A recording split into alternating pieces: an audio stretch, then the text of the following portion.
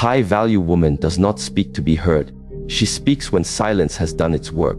There is a moment, often unnoticed, when a woman feels the urge to speak quickly, to correct, defend, impress, or fill the silence. But high-value communication begins after that urge passes. It begins in the pause. Most people listen to respond. She listens to understand. Most speak from urgency. She speaks from clarity. And in this contrast lies her quiet power. Let us explore this power together, not by learning how to control others, but by learning how to command the self. Let us begin. There is a distinct difference between speaking to be noticed and speaking from a deep awareness of self. Many women are taught from an early age that their voice must capture attention, that their value is tied to how pleasing or impressive they appear in conversation. But as the mind matures, and as the spirit becomes quiet through life's experiences, a new kind of communication emerges, one no longer rooted in performance but in presence. Presence is not about the volume of your voice or the cleverness of your words. It is not even about how often you speak. True presence arises when you are fully grounded in yourself, when your breath is not rushing to escape your lips, but flowing gently through your body. A high-value woman does not try to impress a man with elaborate language or constant validation. Instead, her energy does the talking long before her mouth opens. Imagine two women entering a room. One speaks quickly, gesturing often, her laughter slightly forced. She means well, she wants to be liked. But there is a tension in her tone. Her body leans forward a little too much. Her eyes dart often to see how she is being perceived. The second woman enters silently. She walks with ease, her shoulders relaxed, her gaze soft. When she speaks, it is slow and steady. Her words are few, but each one lands with quiet strength. Without intending to compete, her presence draws people in. This is not charisma in the traditional sense. This is coherence. And coherence, as confirmed by neuroscience and physiology, is the alignment between your inner and outer world. When your thoughts, emotions, and bodily states are synchronized, others feel it. It creates trust. It creates emotional safety. Mirror neurons in the brain, which unconsciously mimic the nervous system state of the person we are with, are activated in calm, grounded company. And so, when a woman speaks from stillness, she invites others, especially men who often carry silent stress, to rest in her presence. Eastern philosophy teaches us that the most powerful energy is often the quietest. The Tao does not shout. The moon does not strive to be seen. The river does not rush yet carves valleys through stone. In the same way, a woman of high value speaks from a place of deep being. She is not performing a role, she is revealing her presence. In relationships, this becomes especially important. Many women, especially those who are intelligent and emotionally tuned, feel the need to prove their worth in conversation. They over-explain, over-correct, or over-compensate. They forget that their very being, when fully embodied, is enough. A man who is truly ready to meet a woman on a soul level does not require her to audition for his attention. What he craves is her presence, not her perfection. There is a saying in Zen that goes, "Don't speak unless you can improve upon the silence." This is not an invitation to be silent in the face of harm or to suppress one's truth. It is an invitation to ensure that what is spoken rises from truth, not from insecurity. The breath is the gatekeeper of this awareness. If the breath is shallow and fast, likely the words are reactive. But if the breath is deep, the nervous system calms, and what is said emerges from a grounded space. I once worked with a woman named Alina. She was in her late 40s, a successful consultant, and deeply compassionate. Yet, in every romantic relationship, she found herself talking too much. Not from vanity, but from fear. Fear of being misunderstood. Fear of being seen as too quiet, too passive, too unsure. In one session, she told me, "I feel like if I don't keep the conversation going, he'll lose interest." I invited her to try something different. To meet a man and focus not on how to impress, but simply on how to be. I guided her through breathing exercises, posture alignment, and emotional grounding. She practiced entering conversations as if her presence was the offering, not her performance. A few months later, she returned with tears in her eyes. "He told me," she said, "that I'm the first woman who makes him feel safe, not entertained, not dazzled. Safe. This is the silent power of presence. It regulates the space around you. It signals, you don't have to perform here. I'm not performing either. And so, a high-value woman talks to men not with words designed to hook their attention, but with presence that reflects her wholeness. Her communication is not reactive, it is responsive. She is not competing for airtime. She understands that the way she feels when she speaks is often more important than the content of what she says. From presence emerges the second core principle, the ability to communicate clear boundaries with a calm voice.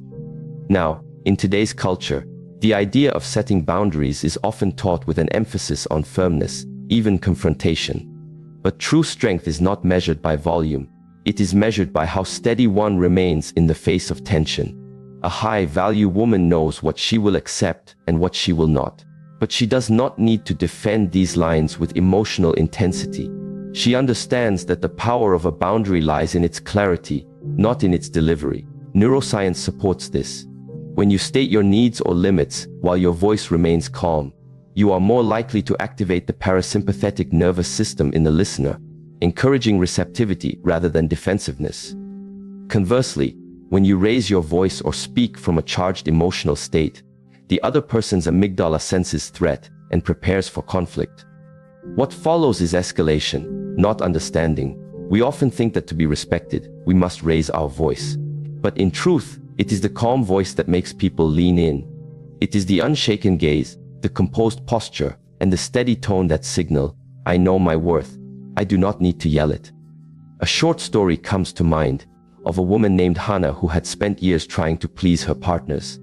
She would say yes when she meant no. She would downplay her own discomfort to avoid disappointing others. Eventually, her relationships began to feel like cages of her own making. When she began to study self-awareness and emotional regulation, she realized something simple but profound. She had never truly said what she needed without guilt. One day, after a long conversation with a man she had been dating, she said, gently and without flinching, I like you, but I do not share physical closeness without emotional clarity. If that is something you're not ready for, I respect your journey, but I will walk mine. There was no anger, no tension, just truth. And that truth, delivered with peace, carried more weight than any argument she could have made. The man paused. Then he said, You're the first person who's ever told me that without making me feel wrong. Whether or not the relationship progressed is irrelevant. What matters is that Hannah stood in her own light, and her voice became an extension of her alignment. Eastern teachings often describe the voice as a sword, not for harming, but for cutting through illusion. When a woman speaks from clarity, her voice becomes sharp yet soft. It does not need to attack to be effective. It simply states what is. A clear no, spoken calmly, carries the vibration of self-trust. A soft yes, spoken from alignment, resonates with authenticity. Posture also plays a hidden but powerful role here. The way a woman holds her body when speaking affects how her words are received. A slouched posture diminishes vocal strength and signals uncertainty. Overcompensating with rigid shoulders or an inflated chest may signal defensiveness. But when the spine is elongated, the chest is open, and the head is balanced, not tilted or bowed, the voice naturally resonates with more depth. The vagus nerve, which governs calm states and social connection, is supported by such alignment. This is not just psychological, it is physiological.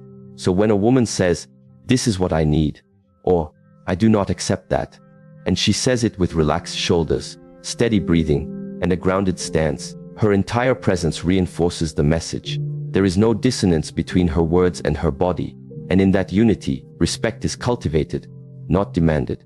In romantic dynamics, this becomes a defining difference. High-value women are not controlling, but they are self-commanding. They do not need to manipulate behavior. They simply reflect their values and allow others to choose whether they align. They do not chase clarity from men. They embody clarity in themselves. And that is what men who are emotionally mature are drawn to. Not compliance, but coherence. Not perfection, but peace. Not loud expressions of pain or longing, but the serene courage it takes to say, "I will not betray myself to belong." This does not mean a woman must always be stoic or subdued. Emotion has its place. Tears have their place. Laughter too. But the key is in the source. Are you speaking from anxiety or from awareness? Are your words arising from fear of rejection or from a deep-rooted connection to your own values? These questions are not easy, but they are essential. Because how we speak reveals how we see ourselves, and how we see ourselves shapes how others respond to us. When a high-value woman speaks to a man, her words are not tools of persuasion, they are invitations to presence. Her calm voice, her clear boundary, and her embodied energy say, "This is who I am. You are free to meet me here, or not." And in that freedom, in that lack of force, real connection becomes possible. Emotional discipline is often misunderstood. To many, it sounds like suppression, like the denial of human experience. But to the woman who seeks depth in herself and in her relationships, emotional discipline is not about becoming cold. It is about becoming clear. It is the practice of staying rooted when emotions surge like wind through a forest. A high-value woman does not avoid feeling. She simply chooses how and when to respond. In any meaningful relationship, emotions will arise. That is not a flaw, it is evidence of depth. But what distinguishes a woman of inner mastery is how she carries these emotions. She does not leak them impulsively, nor does she let them fester in silence. She allows them to rise, she breathes through them, and she waits for the right moment to express them in a way that honors both herself and the relationship. Western psychology supports this inner process. Studies on emotional regulation show that when we pause before reacting, especially when we engage in practices like diaphragmatic breathing or mindfulness, the prefrontal cortex remains online. That's the part of the brain responsible for decision making, empathy, and long-term thinking. Without this pause, the amygdala, the brain's alarm system, takes over. We react, we defend, we attack, we regret. Now imagine a woman, let's call her Mira. She is in her early 50s, having raised children and experienced both marriage and divorce. She is dating again after many years. In a recent interaction, a man she had been seeing suddenly became distant after an emotionally close weekend. Her first instinct was to text him paragraphs, to ask why, to question what changed, but instead, she stopped. She sat, she breathed. She remembered the stillness she had cultivated through years of meditation. And in that silence, she realized, I am not afraid of losing him. I am afraid of being left without understanding. So she wrote one sentence instead. I noticed a shift in your energy. If and when you're ready to talk, I'm here. No accusation, no pleading, just awareness and invitation. That is emotional discipline. That is how a woman speaks from depth, not from desperation. In Eastern philosophy, the still lake is often used as a metaphor for the mind. When disturbed, the water reflects nothing clearly. But when calm, it mirrors the moon, the mountains, and the stars. The same is true in conversation. When emotions flood unfiltered into our words, they blur clarity. But when we allow the waters to settle, we can speak truthfully, not just emotionally. This is not about control for the sake of perfection. It is about creating spaciousness between stimulus and response. That space is where wisdom lives. That space is where relationships either deepen or fracture. A high-value woman understands this. She allows herself to feel the storm, but she does not build a home in it. She waits. She breathes.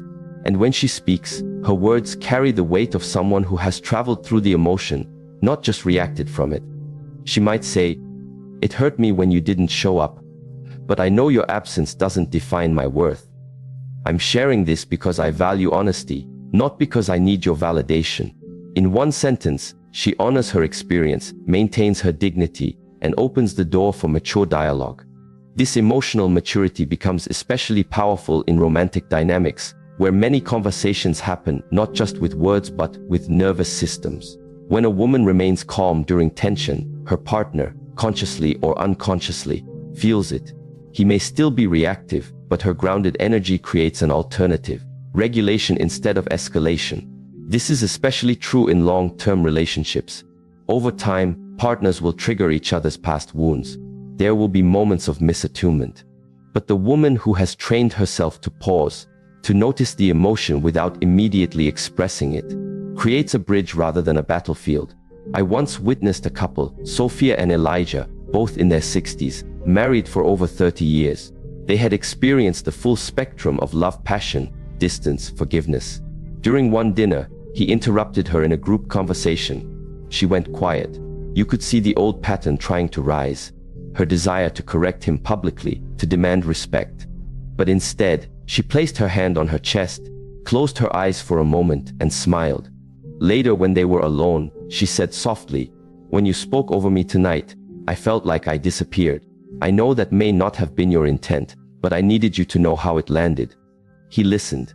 He didn't feel blamed. He felt invited to awareness. That is the difference emotional discipline makes. It is not about being less emotional. It is about being more masterful with your emotions. Like a martial artist who knows that strength is not in swinging wildly, but in knowing when and how to move. The emotional martial art of the high-value woman is her ability to choose response over reaction, not by suppressing her heart, but by aligning it with her breath, her body, and her wisdom. And this leads naturally to another rare and profound quality: the ability to listen like still water. In today's world, listening has become a lost art. Most people hear only enough to respond, or worse, to defend. But a high-value woman knows that the most powerful position in any conversation is not the speaker, it is the listener. True listening is not passive, it is deeply active. It requires the ego to step aside and say, "I don't need to be right, I need to understand." And in that act of surrender, something magical happens. The other person softens, because they no longer feel judged or fixed or argued with. They feel held. Listening like still water means allowing the other person's words to enter your awareness without immediately disturbing your peace. It means hearing the emotional truth beneath their language. It means making space without rushing to fill it. This is especially transformative when a woman listens to a man. Many men have been taught to guard their emotional world, to speak only when they feel absolutely safe, and so, when they finally do open, it is not always graceful. Sometimes it's awkward, sometimes it comes out in fragments. But the woman who listens with patience, without correcting, without interpreting every word through her own filter, she gives him a rare gift: the experience of being seen without pressure. There's a story told by a meditation teacher about a woman who came to one of his retreats. She had been married for 40 years, and when asked the secret to their bond, she said, "I never tried to be his mirror. I tried to be his lake." When asked what she meant, she said, "When he came home restless, I didn't reflect the restlessness. I absorbed it with peace. I let it pass through me like ripples in water, and only then would I speak." This way of listening requires tremendous inner strength. It is not easy to sit in silence when you are triggered. It is not easy to hold space for someone else's truth when it conflicts with your own. But it is in that sacred pause, in that openness, that intimacy is born. Modern relationship psychology now supports what ancient traditions have always known: that emotional attunement, the ability to sense and respond to the emotional needs of another, is the foundation of lasting connection, and attunement begins with listening. A high-value woman listens with her whole body. Her eyes are not scanning her phone. Her arms are not crossed. Her breath is not shallow with impatience. She is there, and in that presence, the other person feels their words matter. This does not mean she agrees with everything she hears, nor does it mean she tolerates disrespect, but she knows that even when she disagrees, she can listen first. That understanding does not require agreement, it requires presence. This presence creates space not only for others to be real, but for her own voice to be heard when she finally chooses to speak. Because her silence is not empty, it is attentive. Her stillness is not passive, it is powerful. Listening like still water also transforms the woman herself. It teaches patience. It strengthens intuition. It refines perception. She begins to hear not just the words others say, but the emotions behind them. The wounds, the hesitations, the silent hopes. And because she hears them, she can meet them with wisdom. Relationships are not sustained by grand gestures. They are held together by moments of deep attention. The kind of attention that says, "I am not trying to change you. I am trying to understand you." The kind of attention that says, "Even in disagreement, I will not abandon awareness." In the quiet world of still water, truth reveals itself. People speak what they never dared to speak. Healing begins where defensiveness ends.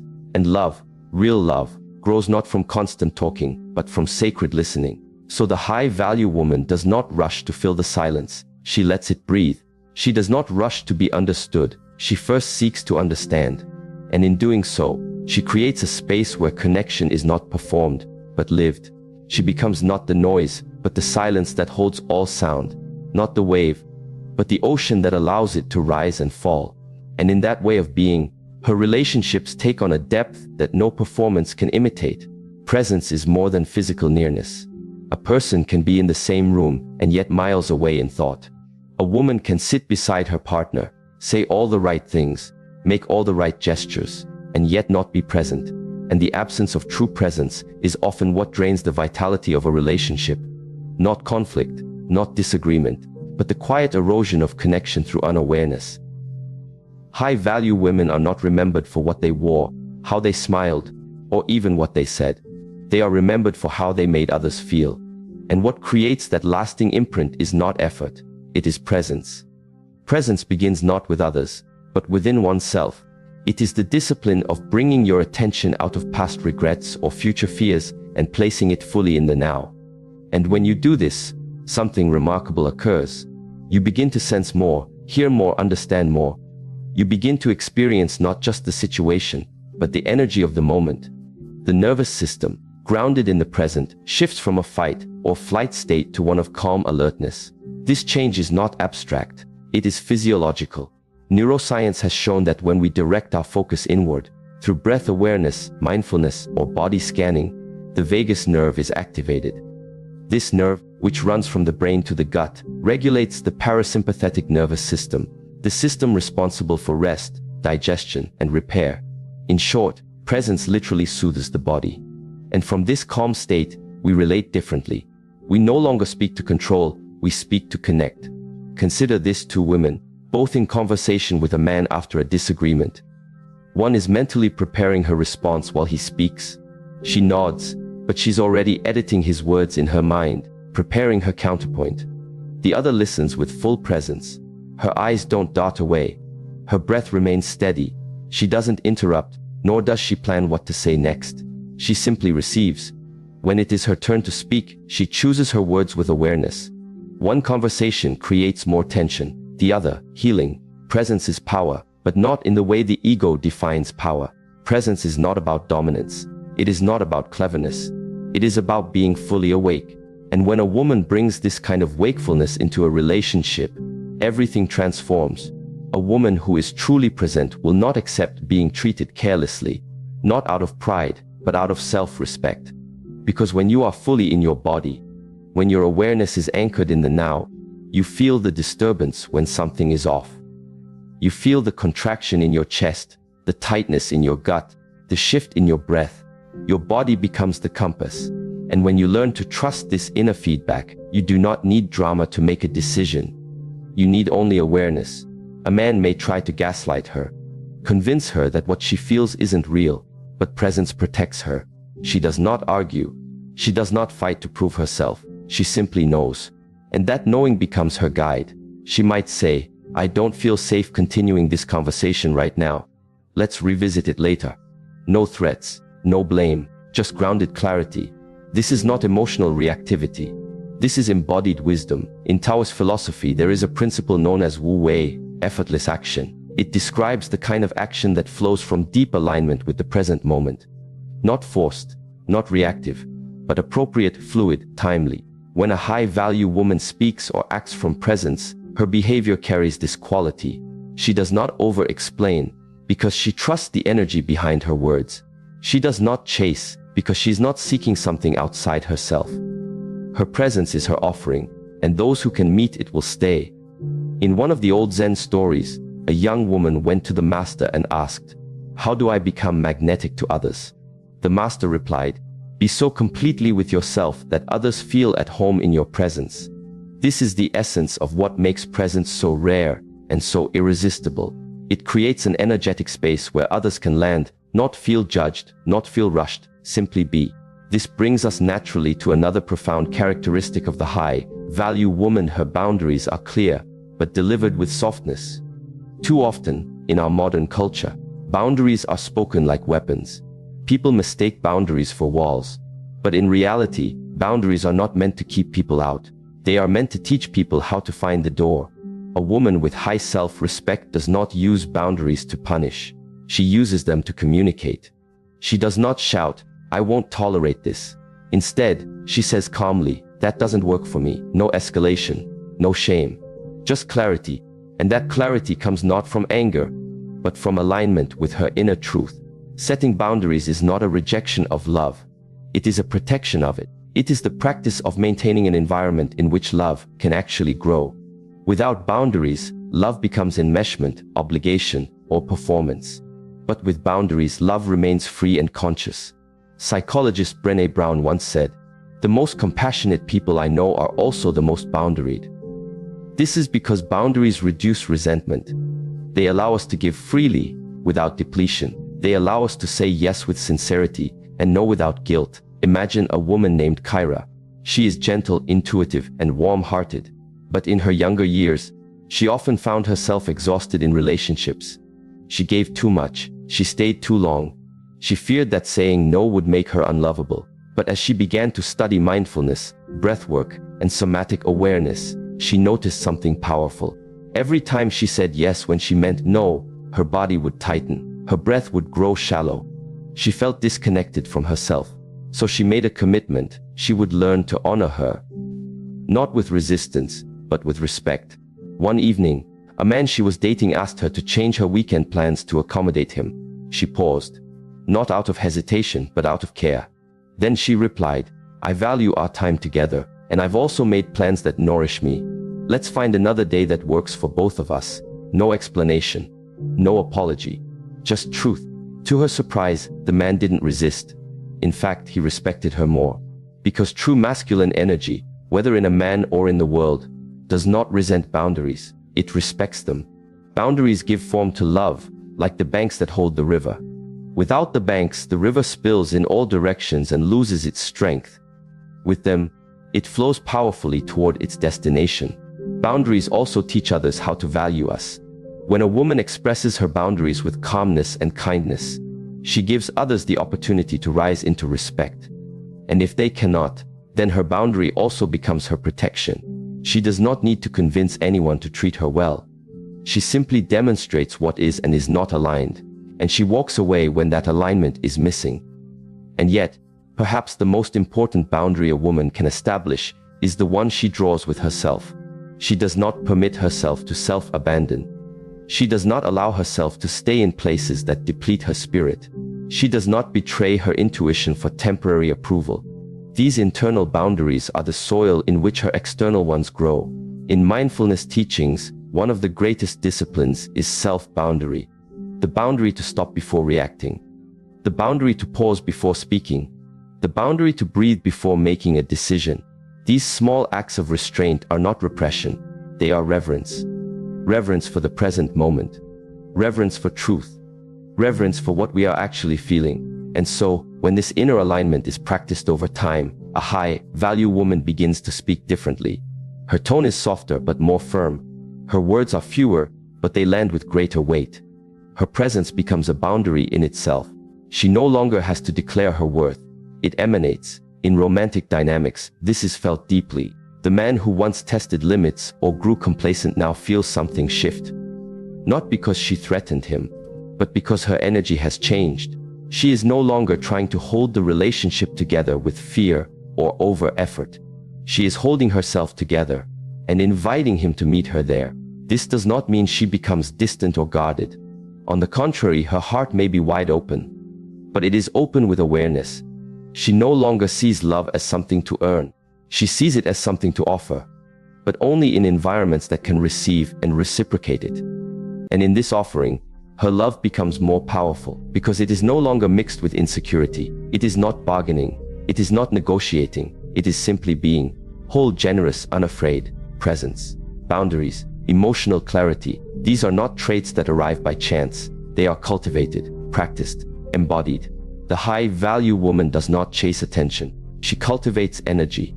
She does not demand love. She becomes love and watches who is able to receive it with integrity.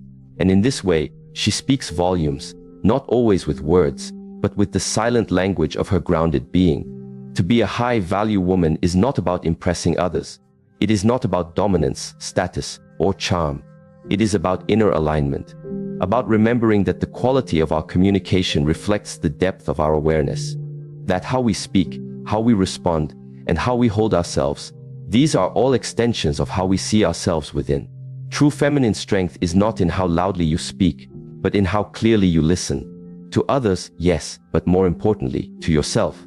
To the subtle signals of your body, to the quiet stirrings of your intuition, and to the wisdom that arises not from reaction, but from reflection. There is no need to perform when you live in presence. There is no need to control when you trust your boundaries. There is no need to chase love when you already walk in its frequency. You do not have to prove your worth, you have only to embody it.